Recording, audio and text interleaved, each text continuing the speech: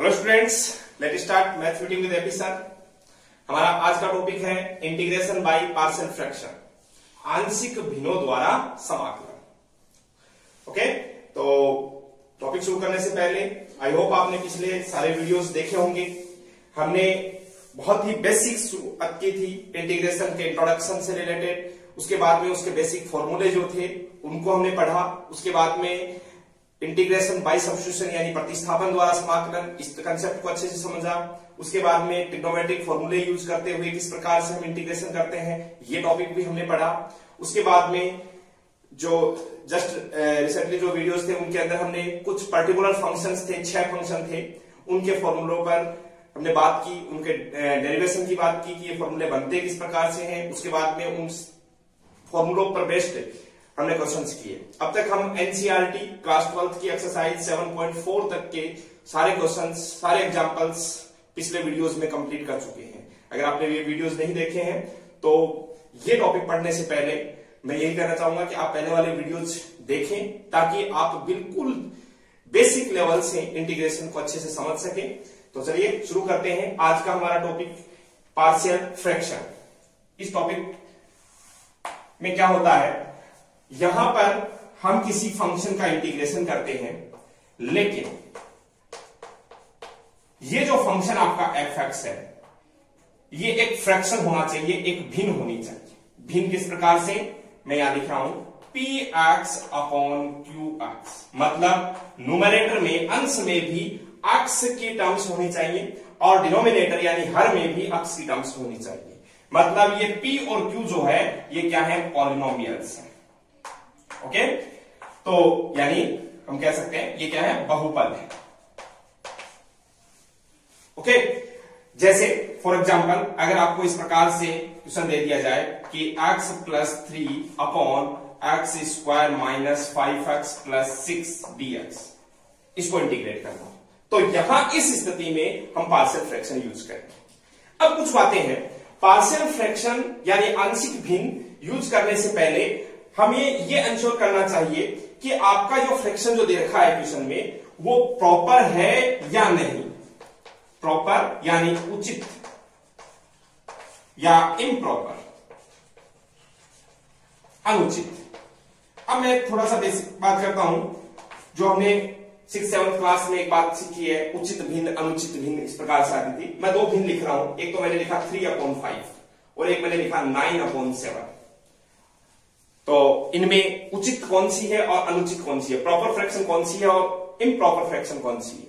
देखिए, जिस भिन्न में अंश छोटा होता है यानी न्यूमरेटर छोटा हो और हर बड़ा हो, डिनोमिनेटर बड़ा हो, तो ऐसी जो भिन्न होती है, ऐसा जो फ्रैक्शन है वो क्या होता है, प्रॉपर होता है, उचित होता है। ओके, बट अगर किसी फ्रैक्शन में अंश बड़ा हो और हर छोटा हो यानी numerator is greater than denominator, तब वो क्या होती है, इम्प्रॉपर होती है, अनुचित होती है। ओके, तो पार्शियल फ्रैक्शन जो कंसेप्ट है वो प्रॉपर फ्रैक्शंस के लिए यूज किया जाता है। अब प्रॉपर फ्रैक्शन, यहां हमारे पास में नंबर्स तो होंगे नहीं, तो क्या होंगे, फंक्शंस होंगे, पॉलिनोमियल्स होंगे, जिस प्रकार से। अब पॉलिनोमियल जो फंक्शन है यानी यहां पर इसको रेशनल फंक्शन अगर अपन कहें, देखिए रेशनल फंक्शन यानी परिमेय फलन, इसमें हमें प्रॉपर और इम्प्रॉपर की बात किस प्रकार से करनी है। यदि न्यूमरेटर में जो पॉलिनोमियल है उसकी पावर या डिग्री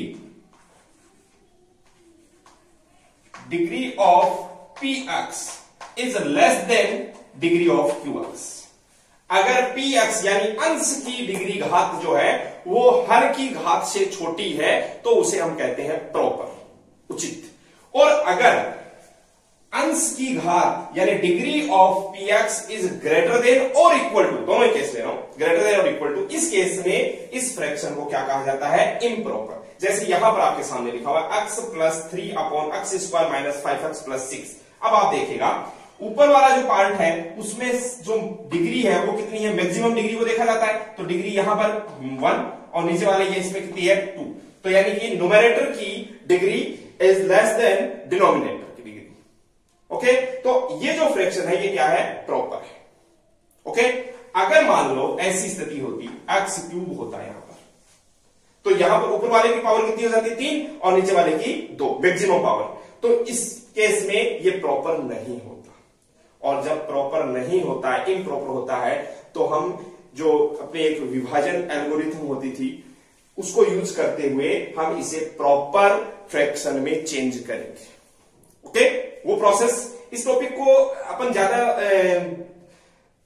कॉम्प्लेक्स नहीं बनाएंगे कि इस प्रकार से करें, ये ऐसे करें, हम क्वेश्चन सॉल्व करेंगे और बहुत इजी वे में समझेंगे इसको। ओके, तो पहली बात, ये बात जाननी जरूरी थी हमारे लिए कि प्रॉपर और इम्प्रॉपर कब होते हैं। अच्छा, एक चीज और, जैसे मान लो ये भी ऊपर वाली की भी 2 डिग्री होती है, नीचे वाले की भी 2 डिग्री होती है मैक्सिमम, तो ऐसे केस में भी इसको प्रॉपर नहीं कहते, क्या कहते, इम्प्रॉपर कहते। ओके, तो क्वेश्चन शुरू करने से पहले ये बात क्लियर कर लीजिए कि पार्शियल फ्रैक्शन हम कब यूज करते हैं। तो कब यूज करते हैं, रेशनल फंक्शंस यानी फ्रैक्शन फंक्शंस के केस में यूज करते हैं। ओके, और कब यूज करते हैं, जब आपका रेशनल फंक्शन यानी जो फ्रैक्शन फंक्शन है वो प्रॉपर हो, तब यूज करते हैं। इम्प्रॉपर है तो पहले उसे प्रॉपर बनाते हैं, उसके बाद में उसको सॉल्व करते हैं। ओके, तो चलिए आज हम एक्सरसाइज 7.5 से पहले कुछ एग्जांपल्स दिए हुए हैं एनसीईआरटी बुक में, तो उन एग्जांपल्स को सॉल्व करेंगे। ओके, पीछे वाले वीडियोस आपने देखे हैं, तो हमने एग्जांपल 10 तक के सॉल्व कर लिए थे। मैं शुरुआत करता हूं एग्जांपल नंबर 11 से। एग्जांपल नंबर 11 है, find the integral of 1 upon x plus 1 x plus 2। Actually ये लिखा हुआ तो इस प्रकार से है, लेकिन हम इसको ऐसे कह सकते हैं कि 1 upon x plus 1 x plus 2 dx। Okay, तो अब आपसे पूछा जाए कि क्या ये एक प्रॉपर फ्रैक्शन है, तो आपका जवाब होगा हाँ। क्यों? क्योंकि आप देखिए न्यूमरेटर में जो पॉलिनोमियल है वो एक कांस्टेंट पॉलिनोमियल है। कांस्टेंट है, कोई भी कांस्टेंट हो, जैसे यहां पर 2, 3, 5, 1/2 कुछ भी हो सकता है, उसकी पावर क्या मानी जाएगी, 0। अचर बहुपद की घात कितनी मानी जाती है, 0। और डिनोमिनेटर में यानी हर में जो पॉलिनोमियल आपको मिलेगा वो क्या मिलेगा, x square plus 2x plus x 3x plus 2। तो ये कितने डिग्री का हो गया, 2 डिग्री का। तो न्यूमरेटर में 0 डिग्री पॉलिनोमियल और डिनोमिनेटर में क्वाड्रेटिक पॉलिनोमियल बोल सकते हैं हम, 2 डिग्री पॉलिनोमियल। तो यानी कि ये एक प्रॉपर फ्रैक्शन है। ओके, अब आपको क्या करना है, जैसे ही ये काम हो जाए तो उसके बाद में अगली स्टेप सुनिएगा, हम डिनोमिनेटर के फैक्टर्स करते हैं, गुणनखंड करते हैं। हालांकि ज्यादातर हम ये देखते हैं कि हमें इस केस में गुणनखंड करके ही दिए हुए होते हैं। आप देख पा रहे हैं यहां पर आपको जो फैक्टर्स हैं वो दोनों करके दे रखे हैं। अब चलिए, जो आपके फैक्टर्स हैं वो या तो, जो सिर्फ फैक्टर्स की बात कर रहा हूं, अलग अलग x प्लस 1 और x plus 2, both factors are linear, रैखिक। कैसे, दोनों फैक्टर्स कितनी कितनी पावर के हैं, एक एक पावर के हैं। ओके, तो अगर ये केस आपके सामने होता है, दोनों फैक्टर एक एक डिग्री के होते हैं, तो ऐसे केस में हम क्या करते हैं, इस इंटीग्रेशन के 2 पार्ट कर देते हैं। 2 पार्ट कैसे कर देते हैं, एक अपनी ओर से कांस्टेंट लिखा मैंने capital A upon x plus 1 plus capital B upon x plus 2। यानी कि इस पूरे पार्ट को आपने इस प्रकार से 2 पार्ट में स्प्लिट कर दिया, डिवाइड कर दिया। ओके, और इसी को हम बोलते हैं पार्शियल फ्रैक्शन। ओके, तो पहला जो टारगेट है वो तो आपका है a और b की वैल्यू कैलकुलेट करना। ओके, ये पहला क्वेश्चन है, इसलिए मैं a और b की वैल्यू कैलकुलेट करने की पूरी प्रोसेस बता रहा हूं। आने वाले क्वेश्चंस में हम कोशिश करेंगे कि ये जो काम है a और b की वैल्यू, ये हम डायरेक्ट कर सकें। ओके, तो देखिए पूरी प्रोसेस क्या है, आप देख रहे हैं कि हमने इसको इसके इक्वल लिख दिया। ओके, तो अब आप बताइए कि हमने क्या किया। एक्चुअली हमने ये किया x प्लस 1 और x प्लस 2 और ऊपर 1 को ये लिखा। एक्चुअली अगर मैं यहां से आपको कहूं कि ये जो लिखा है इसको वापस आप सॉल्व करें तो एलसीएम क्या आ जाएगा, x plus 1 x plus 2। Okay, यहां पर x प्लस 1 से डिवाइड किया तो x प्लस 2 रह गया, तो a से मल्टीप्लाई हो जाएगा, तो a into x plus 2 plus b into x plus 1। आप क्या देख रहे हैं, क्या मैं इसे इस प्रकार से लिख सकता हूं, x के जो टर्म्स है उनको एक साथ लिख दिए जाए, या अगली स्टेप पे देखिए मैंने यहां से क्या किया, x वालों को एक जगह कर दिया, यानी a plus B into x. देखो ax प्लस bx, तो a plus B into x plus 2a plus b और upon x plus 1 x plus 2। Okay, और इस साइड में जो था क्या था, यहां पर x प्लस 1 x प्लस 2, ऊपर जो है वो है 1। अब ध्यान दीजिए, क्या इस 1 को मैं ऐसे लिख सकता हूं 0 इंटू एक्स प्लस 1। समझ पा रहे बात को। अब ऐसा करने से क्या मैं लिखा, हमने इसको इसके इक्वल लिखा, इसकी कैलकुलेशन देखो, इसको इसके इक्वल लिखा, इसकी कैलकुलेशन ये होगी, यहां से ये टर्म लिख दी। अब ये है तो सेम ही। अगर ऐसा है तो आप मुझे बताइए कि क्या मैं कंपेयर करके, तुलना करके ये कह सकता हूं कि a plus B is equal to 0। देखिए ध्यान से, a प्लस बी, अक्स का गुणांक, अक्स का कोएफिशिएंट यहां पर क्या है, a प्लस बी, यहां पर अक्स का कोएफिशिएंट क्या है 0, तो a plus B is equal to 0 और 2a plus B is equal to 1। Okay, जैसे ही ये बात आपने लिखी, अब आप मुझे बताइए कि यहां से आप जब इसको सॉल्व करेंगे दोनों इक्वेशंस को, तो आपको क्या मिलेगा। ध्यान दीजिएगा, मैं बाद वाली इक्वेशन से पहले वाली माइनस कर रहा हूं, तो 2a में से a माइनस हुआ, a रह गया, और b से b कैंसिल आउट हो गया, 1 में से 0 माइनस हुआ तो 1, a इज इक्वल टू 1 और b इज इक्वल टू, देखो a की वैल्यू अगर 1 है तो b की वैल्यू क्या आ जाएगी, -1। ये आपको a और b की वैल्यू मिलेगी।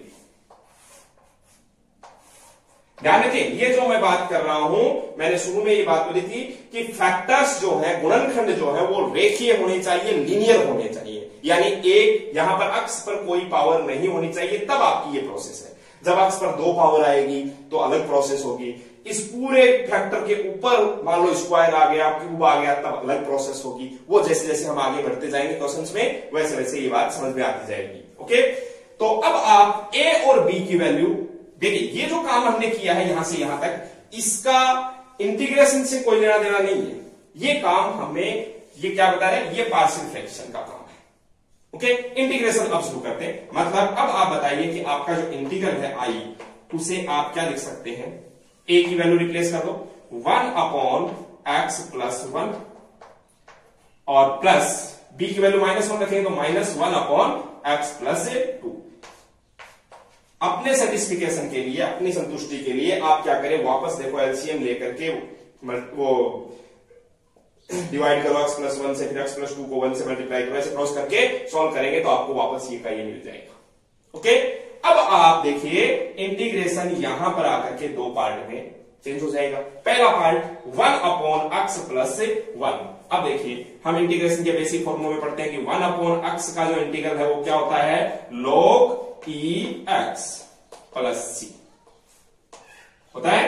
तो यहां पर 1 अपॉन एक्स प्लस 1 का क्या हो जाएगा, log x प्लस 1, फिर माइनस 1 अपॉन एक्स प्लस 2 का क्या हो जाएगा, log x प्लस 2। ध्यान रखें, x का अगर कोई कोफिशिएंट आ जाए, x का गुणांक अगर आ जाए, तो ऐसे केस में जैसे मान लो यहां पर ये x प्लस 1 नया होकर के होता है 2x प्लस 1।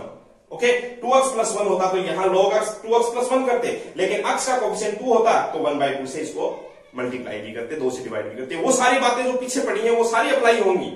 ओके, तो चलिए प्लस में दोनों जगह पर c लगाने की बजाय हम क्या करते हैं, a की जगह पर c लगा देते हैं। अब आप बताइए, क्या log की प्रॉपर्टी यूज करके मैं इसे log x plus 1 upon x plus 2 plus c ऐसा लिख सकता हूं, log m minus log n is equal to log m upon n। ये आपके इस इंटीग्रल का आंसर हो गया। ओके, तो चलिए इसे पॉज करके नोट कर देंगे। बहुत आसान टॉपिक है और जनरली देखा गया है कि बोर्ड एग्जाम में यहां से 2 नंबर या 3 नंबर के लिए क्वेश्चन जरूर पूछा जाता है। ओके, तो चलिए आगे बढ़ते हैं। Question number, example number 12।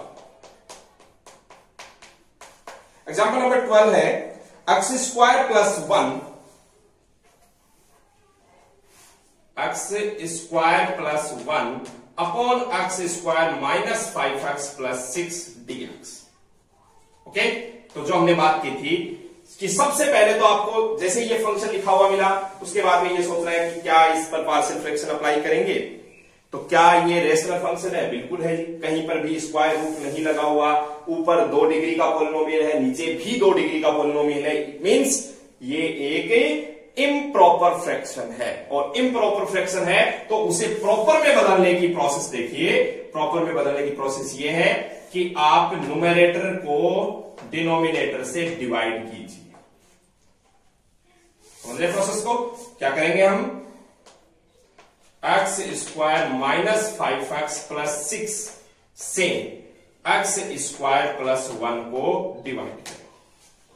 Divide करेंगे तो क्या होगा? देखो, x square minus 5x plus 6, 10th class में हमने पॉलिनोमियल्स को डिवाइड करना पड़ा है। यहां पर एक्स स्क्वायर है, यहां भी एक्स स्क्वायर है, मतलब 1 टाइम। तो ये क्या हो जाएगा? X square minus 5x, x square minus 5x और प्लस 6, ये एक बार ये डिवाइड हो जाएगा। मैंने क्या किया? एक्स स्क्वायर के नीचे एक्स स्क्वायर लिख दिया, कांस्टेंट के नीचे कांस्टेंट, और जो एक्स की टर्म एक्स्ट्रा में आ गई उसको साइड में लिख दिया। अब आप क्या कर सकते हैं? देखिए, माइनस करते हैं, माइनस करेंगे तो ये प्लस हो जाएगा। अब ये कैंसिल आउट, तो क्या रहेगा? देखो, 5x से और प्लस का 1 माइनस का 6, तो माइनस से 5। ओके, अब आप अपने इंटीग्रेशन पर चले जाएं कि आपका जो इंटीग्रल है वो अब क्या बन जाएगा।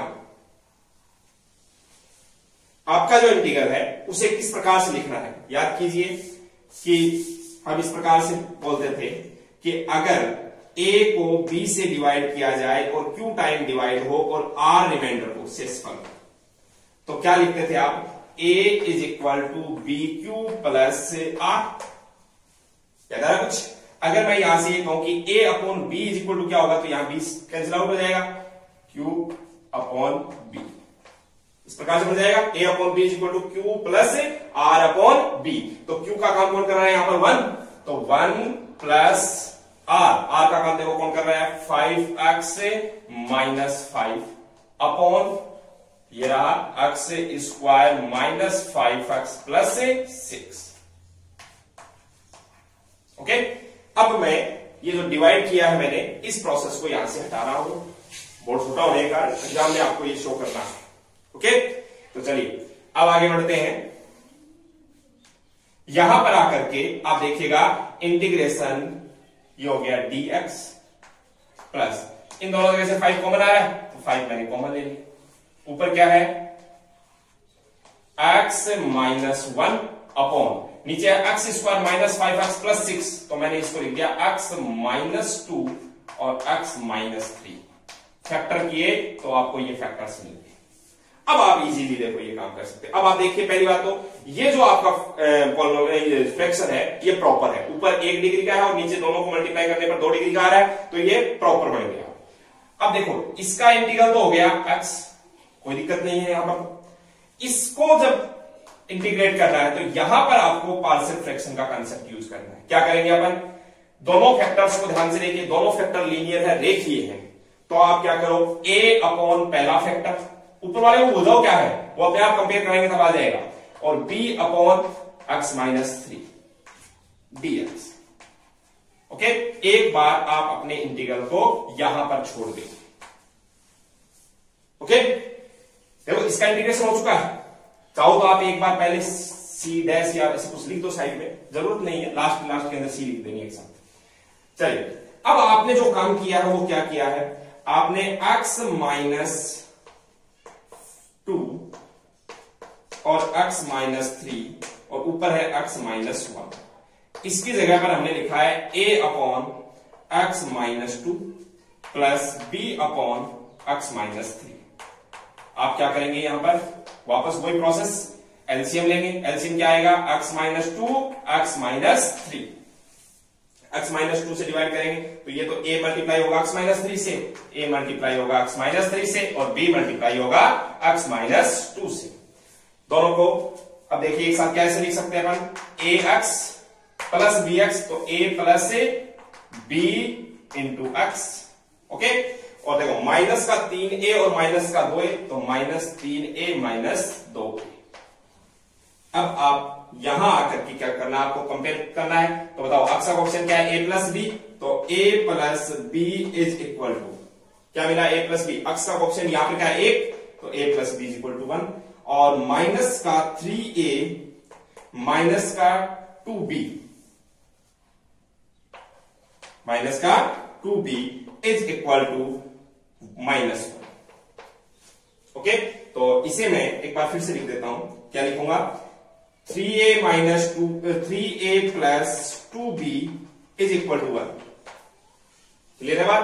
अब देखो यहां इन दोनों इक्वेशन से आपको a और b की वैल्यू कैलकुलेट करनी है। कैसे कैलकुलेट करनी है, देखो b की वैल्यू यहां से क्या आएगी, 1 माइनस a, ये 1 माइनस a जो है वो यहां पे पुट कर देंगे, तो क्या आ जाएगा 3a प्लस 2, b की जगह पर 1 माइनस a इक्वल टू 1, तो ये कितना हो गया 3a plus 2 minus 2a equal to 1। तो 3a में से 2a माइनस हुआ तो कितना हो गया a, और ये उधर चला गया तो प्लस का 2 उधर गया तो माइनस का 2, 1 माइनस 2 मतलब a इक्वल टू -1।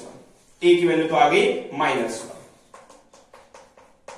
b की वैल्यू जैसे आप a की वैल्यू -1 किसी भी एक इक्वेशन में पुट करोगे, जैसे यहां पे पुट किया आपने, a की वैल्यू -1 पुट कर दी, तो a की वैल्यू -1 पुट करते -1 उधर चला जाएगा, प्लस का 1, तो b इक्वल टू क्या आ जाएगा प्लस का 2।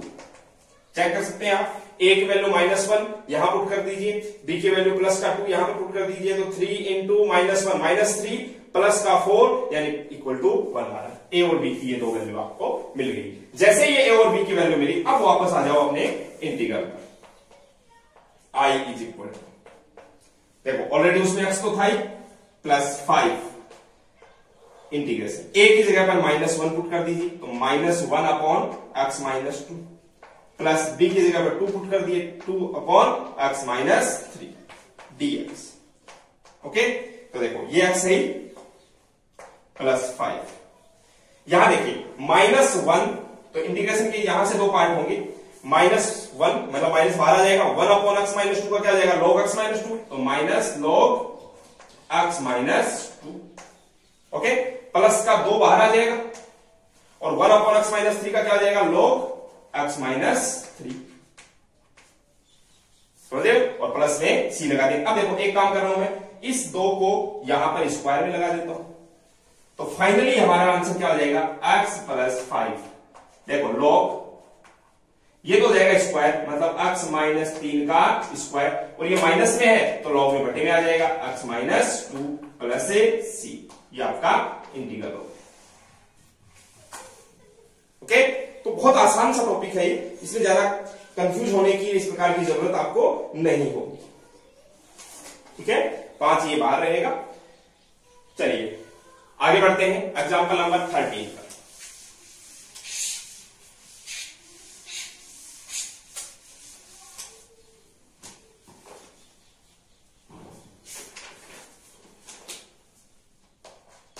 एग्जांपल नंबर 13 है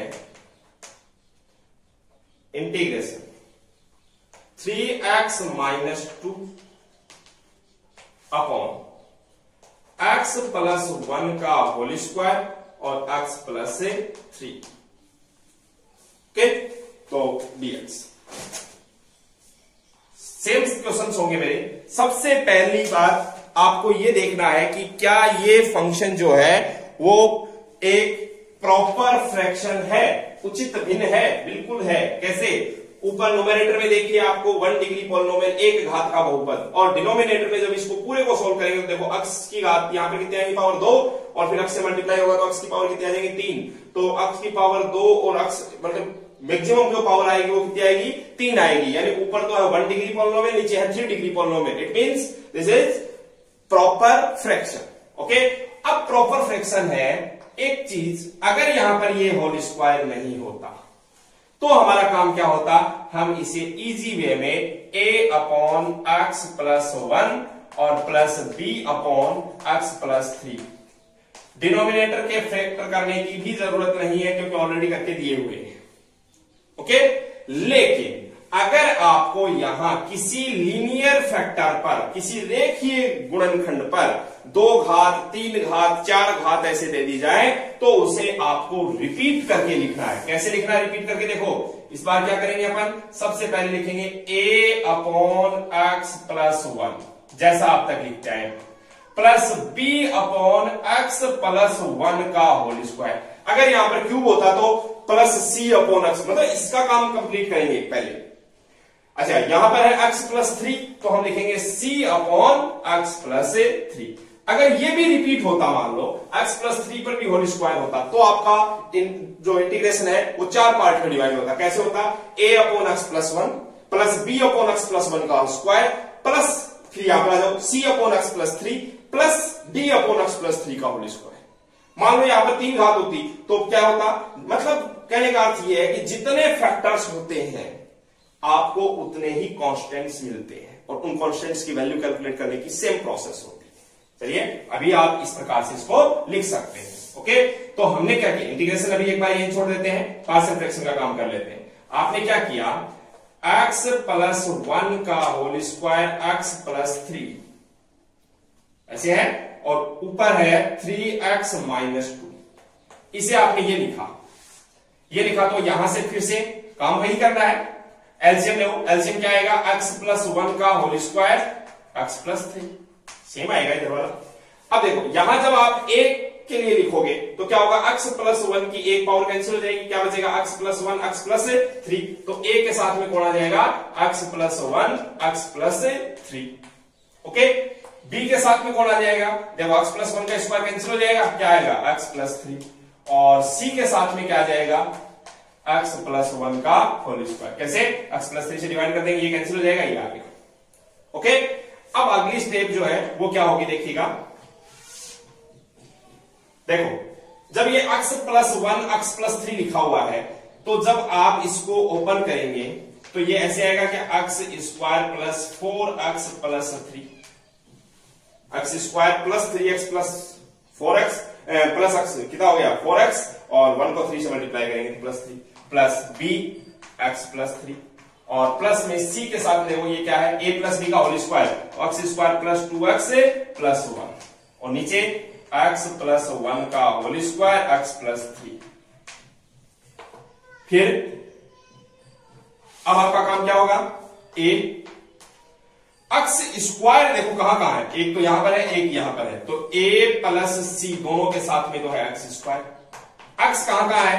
4a के साथ में x प्लस b और प्लस 2c, इनके साथ में कौन है? x है, और प्लस कांस्टेंट क्या है? देखो 3a plus 3b plus c, ये कांस्टेंट है, और नीचे x प्लस 1 का स्क्वायर x प्लस 3।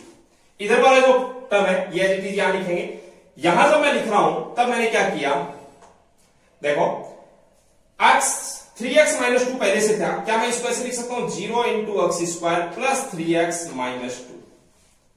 इससे क्या होगा? आप क्लियर हो जाएंगे कि हमें फैक्टर्स को कंपेयर करना है, सॉरी गुणांकों को की तुलना करनी है, यानी कोफिशिएंट्स हैं उनको कंपेयर करना है। a plus C is equal to 0, देखो x स्क्वायर का कोफिशिएंट a प्लस सी, यहां x स्क्वायर का 0, 4a plus b plus 2c is equal to 3, और उधर है 3a plus 3b plus c constant equal to -2। 3 equation है a b और c में, तो तीनों को जब आप सॉल्व करेंगे किस प्रकार से सॉल्व करेंगे देखिए, आप रफ में कैलकुलेट कर सकते हैं, कोई दिक्कत नहीं है। c को जगह पर आप माइनस a पुट कर सकते हैं, c equal to minus a। अब वो काम यहां पर कीजिए, दूसरी इक्वेशन में आ जाओ। दूसरी इक्वेशन में c की जगह पर माइनस a रख दीजिए, तो देखो 4a प्लस b ध्यान दीजिए, और 2c तो -2a हो जाएगा इक्वल टू 3, तो 4a माइनस 2a कितना हो गया? 2a plus b is equal to 3, तो b इक्वल टू कितना हो गया? 3 माइनस 2।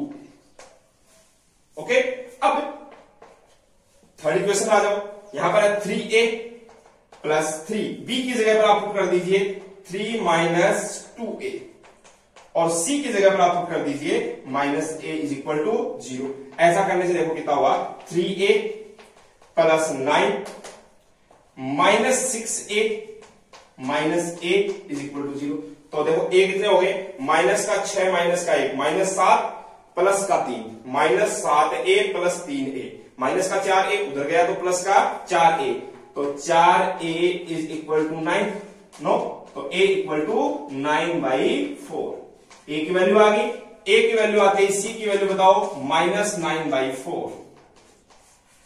ओके, और ये जो वैल्यू है a की, ये यहां रिप्लेस करने पर b कितना आ जाएगा, 3 माइनस 2 इंटू 9/4।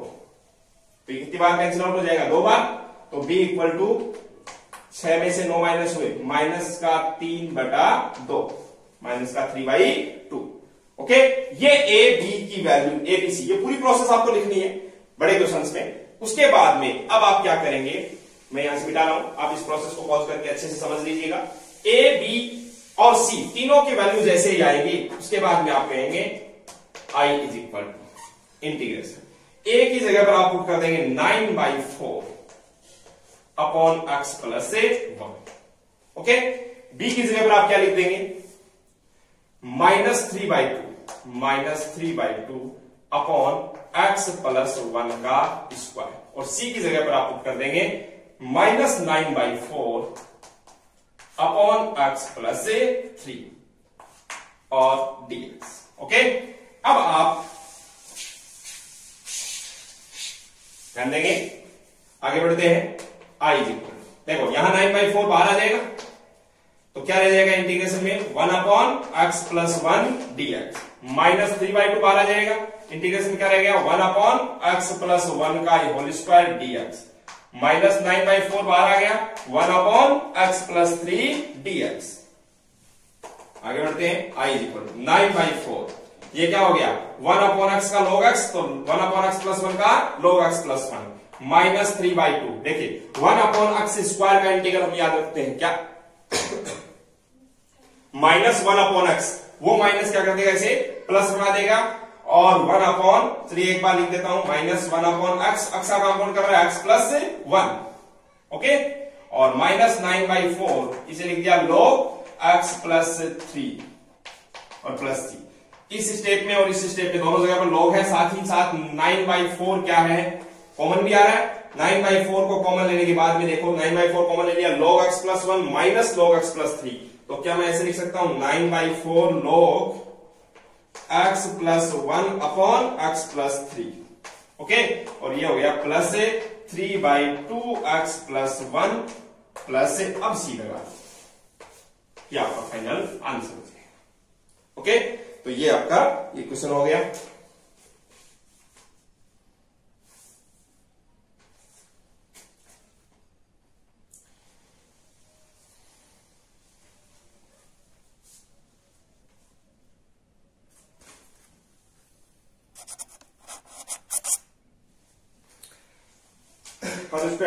आगे बढ़ते हैं। इससे पहले देखना, थोड़ा सा मुझे कंफ्यूजन लग रहा है कि शायद ए बी और सी की वैल्यू में कहीं कहीं हमने छोटी मोटी मिस्टेक की है।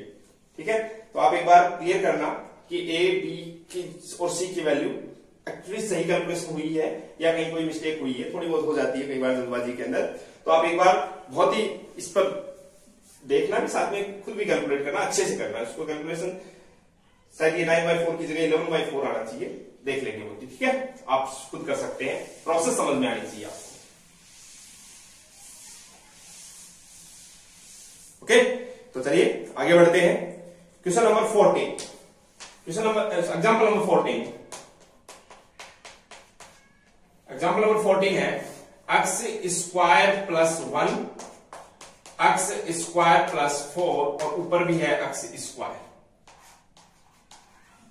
ओके, तो इस बार आप नोटिस क्या कर रहे हैं कि जो फैक्टर्स हो रहे हैं, अब अगर मान लो यहां पर माइनस होता तो हम इसको वापस और फैक्टर कर सकते थे, उसका x plus 1 x minus 1, but अभी आप इसके आगे फैक्टर नहीं कर सकते। तो जो दोनों फैक्टर्स हैं वो दोनों के दोनों फैक्टर आपको क्वाड्रेटिक मिल रहे हैं, द्विघात मिल रहे हैं, और साथ ही साथ आप ये भी देख रहे हैं कि ऊपर भी x स्क्वायर ही मिल रहा है। अगर देखा जाए प्रॉपर इम्प्रॉपर की बात की जाए तो बिल्कुल ये प्रॉपर है। कैसे है, ऊपर 2 डिग्री का पोलिनोमियल है और नीचे वाला जो पोलिनोमियल है वो कितने डिग्री का होगा, 4 डिग्री का।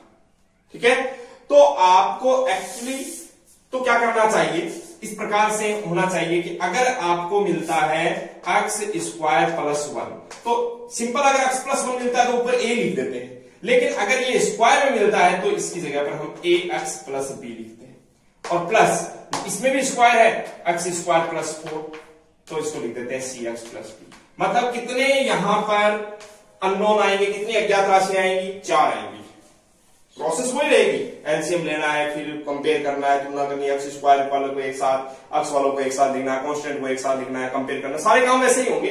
बट अगर कभी किसी क्वेश्चन में, जैसे इस क्वेश्चन में है, जहां जहां आपको अक्स नजर आ रहा है वहां वहां अक्स स्क्वायर है। ओके, तो ये क्वेश्चन जैसे सिंपल अब तक जो हमने दोनों क्वेश्चंस में यूज किया है, इसको 1 डिग्री ही समझते हुए क्या मैं इसे ऐसे लिख सकता हूं, a upon x square plus 1 और b upon x square plus 4, ऐसे ही लिखना है। हाँ, ये कब नहीं लिखना है, जैसे मान लो यहां पर अक्स ही होता, अगर यहां अक्स होता तो हम ये काम नहीं करते। पहले क्या करते, पहले आप ये देखते कि अगर अक्स स्क्वायर को t पुट कर दिया जाए तो x square is equal to T, तब 2x dx is equal to dt, तो x dx equal to dt by 2, तो आप x dx की जगह तो लिख देते dt, और बाई 2 है उसको 1 बाई 2 बाहर लिख देते, और ये बन जाता 1 upon t plus 1 t plus 4। अब आप इसको ऐसे लिखते a upon t plus 1 plus b upon t plus 1। पहले इस पूरे इंटीग्रेशन को t में सोल्व करते और उसके बाद में लास्ट में t की जगह पर वापस x स्क्वायर पुट कर देते। ओके, हाँ, अगर मान लो यहां तो x स्क्वायर ही होता, इन दोनों फैक्टर्स में से एक फैक्टर क्या होता, बिना स्क्वायर के होता और एक वाला क्वाड्रेटिक होता। ऐसी स्थिति में ये तो सिंपल वैसे ही है, a अपॉन एक्स प्लस 1 लिखना है, लेकिन यहां पर ये पूरी, आप देखिए क्या जहां जहां अक्स है वहां सब जगह पर एक्स स्क्वायर है, बिल्कुल नहीं है। अगर ऐसा नहीं है तो प्रोसेस क्या होता है कि अगर लीनियर पॉलिनोमियल है फैक्टर तो उसको a अपॉन फैक्टर लिख दिया, और अगर क्वाड्रेटिक है, द्विघात है, तो उसके ऊपर 2 कांस्टेंट लिखो bx प्लस c। ओके, 3 घात का आपको कहीं मिलेगा नहीं, अगर मिलता है तो आप उसको क्या लिखो, bx square plus cx plus d upon फिर वो 3 घात का फैक्टर, ठीक है। लेकिन मैक्सिमम आपको 2 घात का ही मिलेगा। तो इस क्वेश्चन में क्या था, यहां पर एक्स स्क्वायर था, जहां जहां आप देख रहे हैं वेरिएबल है वहां हर जगह पर आपको एक्स स्क्वायर ही मिल रहा है। ऐसी स्थिति में आप इसको एक्स स्क्वायर समझो ही मत, आप इसको सिंपल एक्स ही समझते हुए इस प्रकार से लिख दीजिए। ओके, इस प्रकार से लिखने के बाद अब आपकी प्रोसेस क्या होगी, एक्स स्क्वायर प्लस 1, देखो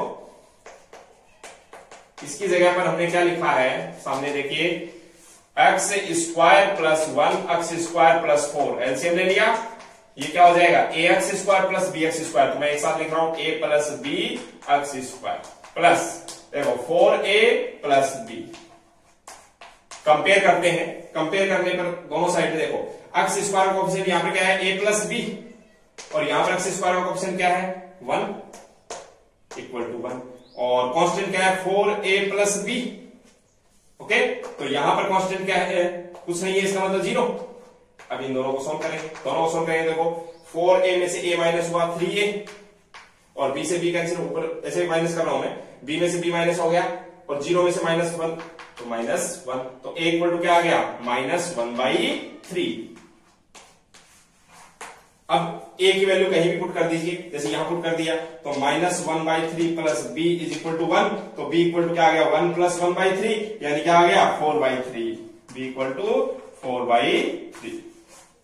a और b की वैल्यू आ गई। अब a और b की वैल्यू रिप्लेस करके आप इंटीग्रल पर वापस पहुंच जाओ, a की जगह पर पुट कर देंगे -1/3 upon x square plus 1 dx।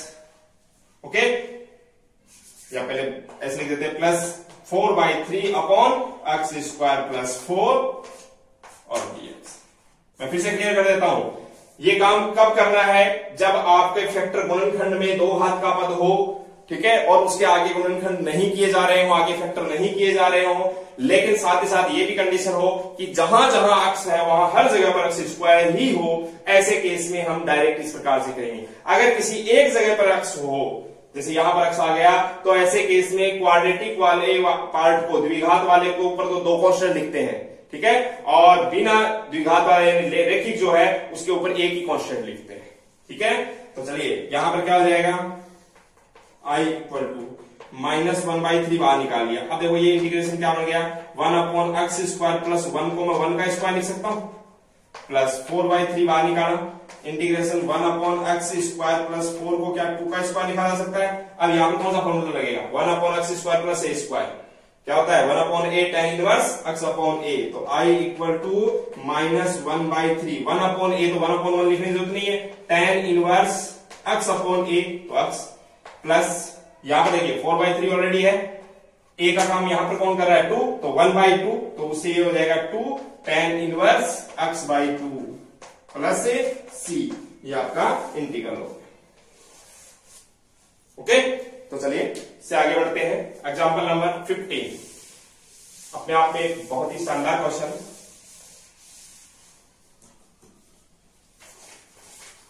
Example number 15 जो है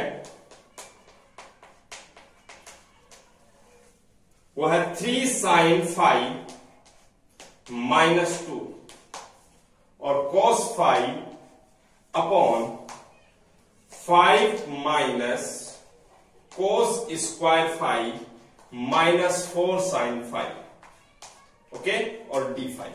बस बात इतनी सी है कि इस 5 की जगह पर x लिख कर दे देता तो हम अच्छे से समझ जाते।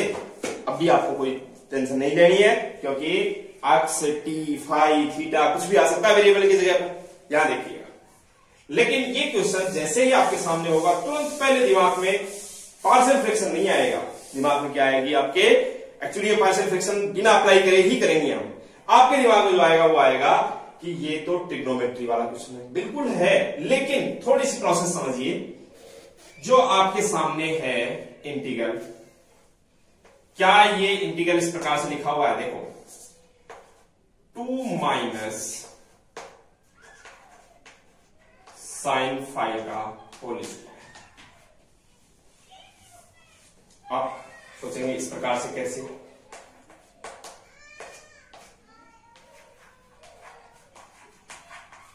देखो कैसे, a माइनस बी का होल स्क्वायर करो, a square 4 plus b square sine square 5 minus 2ab, 2 into 2 4 sine 5, okay. अब इस साइन स्क्वायर को मैंने लिख दिया 1 माइनस कोस स्क्वायर, 4 प्लस 1 5, तो 5 minus cos square minus 4 sine 5, ऐसे ही हो गया। अब देखिएगा अगली स्टेप जो है, इसमें मैं क्या कर रहा हूं, नीचे वाले पर देखो पूरे पर होल स्क्वायर बन गया, तो 2 माइनस साइन 5 जो है इसे मैं टी पुट कर दूंगा, पूरे को, ओके। अगर इस पूरे को टी पुट कर दिया तो एक तो बात ये बताइए, ये साइन 5 उधर जाएगा, तो sine 5 is equal to 2 minus t हो गया। अब आप से क्वेश्चन ये है कि sine 5 is equal to 2 minus t, then cos 5 d5 is equal to minus dt। कैसे, साइन 5 का cos 5 डेरिवेटिव 5 का d5, 2 का 0 माइनस dt, ओके। अब अगली स्टेप, आपका इंटीग्रेशन क्या होगा 3 साइन 5 की जगह पर हम क्या पुट कर देंगे, sine 5 equal to 2 minus t minus 2 upon ये पूरा का पूरा क्या हो गया टी स्क्वायर, और cos 5 d5 ये क्या हो गया माइनस dt, ओके। अब देखो ये कितना हो गया 3 इंटू 2 6 माइनस 3t, समझिएगा 6 माइनस 3t माइनस 2, तो 6 माइनस 2 कितना हो गया 4 माइनस 3t, लेकिन ये देखो ये माइनस है, इस माइनस से हमने इसको क्या लिख दिया 3t minus 4 upon t square dt, okay. अब आप और आगे बढ़िए, i is equal to integration में से 3 को बाहर निकाल लिया, t अपॉन टी स्क्वायर क्या हो गया 1 अपॉन टी dt, माइनस 4 को बाहर निकाल लिया 1 upon t square dt, okay. तो i इज इक्वल टू ये तो हो गया 3 log t, ओके। और 1/x² का होता है -1/x, तो 1/t² का -1/t और minus minus plus 4/t plus c। अब t की वैल्यू रिप्लेस कर दो वापस। t क्या था? 2 - sin phi। यहां पर भी 2 - sin phi। इसमें पार्शियल फ्रैक्शन का कंसेप्ट हमने यूज नहीं किया, आपने डायरेक्ट किया और इसे अच्छे से नोट भी कर लीजिए, साथ ही इस पर स्टार लगा दिए। अच्छा क्वेश्चन है। इस प्रकार के कई बार हम देखते हैं कि नीचे वाला पूरा पार्ट है वो होल स्क्वायर बन जाता है, तो उस पूरे पार्ट को हम t मान लेते हैं। ओके, चलिए आगे बढ़ते हैं और इस वीडियो का आखिरी question number example number 16।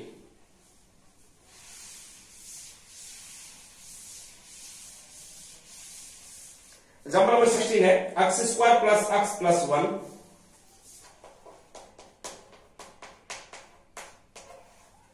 x² plus x plus 1 upon x plus 2 और x प्लस 2 और x² प्लस 1 dx। अब देखिए ये है वो क्वेश्चन इस प्रकार का, जिसमें आप देख रहे हैं कि न्यूमरेटर जो है, अंश जो है वो 2 घात का बहुपद है, 2 डिग्री पॉलिनोमियल है। जो डिनोमिनेटर है वो 3 पावर का है। कैसे देखो, x और ये तो 1 पावर का, ये 2 का, तो 3 हो गए टोटल। लेकिन यहां आप देखिए जहां जहां x आ रहा है वहां हर जगह पर x² नहीं है। यहां x² है, यहां x² है, लेकिन देखो यहां x से ही है। ऐसे केस में आपको क्या करना है, न्यूमरेटर को तो भूल जाओ, ये प्रॉपर है, उसके बाद में आपको क्या करना है, वो a अपॉन नीचे वाला देखो क्या है, x प्लस 2 ये लिख दिया। इस पर स्क्वायर है तो हम क्या करेंगे, इसको ऐसे लिखेंगे bx plus c upon x² plus 1। हाँ, इसके ऊपर पूरे पर होल स्क्वायर होता तो लिखते b upon x plus 1 c upon x plus 1 का होल स्क्वायर। देखिए एक तो फैक्टर में स्क्वायर है, यानी गुणनखंड में स्क्वायर है, और एक गुणनखंड पर स्क्वायर है, फैक्टर पर स्क्वायर है, दोनों अलग अलग बात है। तो इसको आप अच्छे से समझेंगे dx। अब काम क्या है, वैसे का वैसा सेम क्या करना है आपको, एलसीएम लिया x प्लस, ये पहले एक बार एलसीएम लिख दिया, ऊपर है x² प्लस x प्लस 1, सामने हमने एलसीएम लिया, एलसीएम वो कब आ जाएगा क्या, x प्लस 2 और x² प्लस 1। देखो a तो मल्टीप्लाई हो जाएगा किससे, x² प्लस 1 से, और ये मल्टीप्लाई हो जाएगा x प्लस 2 किससे, bx प्लस c से। अब देखो ax² है और यहां देखेंगे पेंसिल एक बार, ax² प्लस a प्लस ये हो गया bx² plus cx plus 2bx plus 2c upon x plus 2 और x² प्लस 1। ओके, देखो a और b इनको एक साथ कर दो, a plus b x², x वाले टर्म्स को एक साथ कर दो, c plus 2b plus c x, और कॉन्स्टेंट्स को एक साथ कर दो, a plus 2c। Okay, a plus 2c upon x plus 2 और x² प्लस 1।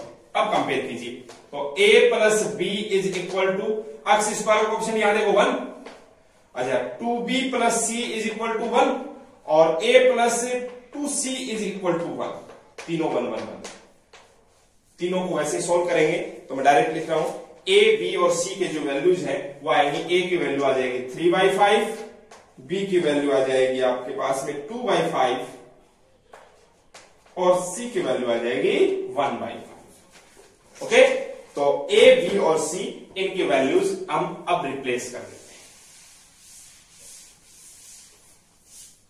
रिप्लेस करेंगे तो आपका जो इंटीग्रल है वो क्या बन जाएगा, a की वैल्यू हम लिखी 3/5 upon x plus 2 plus b value 2/5 x plus c यानी 1/5 upon x² plus 1 dx। Okay, चलिए आगे बढ़ते हैं। इंटीग्रेशन के 3 पार्ट होंगे इस बार। देखो 3/5 बाहर निकाल लिया, integration 1 upon x plus 2 dx plus यहां 2/5 है, मैं 1/5 को बाहर निकाल लेता हूं, 2x upon x² plus 1 dx। देखो यहां से एक और पार्ट किया, इसके नीचे भी ये है और 1/5 के भी नीचे ये है, तो 1/5 बाहर निकाला 1/x² प्लस 1 dx। ओके, अगली स्टेप देखिए 3/5। 1/x का होता है log x, तो ये हो जाएगा log x प्लस 2 प्लस 1/5। ये मैंने 2 इसलिए लिखा ताकि इसमें ये समझ सके कि अगर मैं इसे t ले लेता हूं तो ये 2x dx पूरा क्या बन जाएगा dt, तो 1/t dt का log t, तो log x² plus 1 plus 1/5। 1/x² plus 1 या x² प्लस a², तो 1/a tan inverse x upon a, तो ये हो जाएगा tan inverse x plus c। ये हमारा फाइनल आंसर हो गया। आप क्या कर सकते हो, इस 3 को पावर में भेज के 1/5 क्या करो, कॉमन ले लो, फिर log m plus log n log m into n ऐसे लिख सकते हैं, जरूरत नहीं है।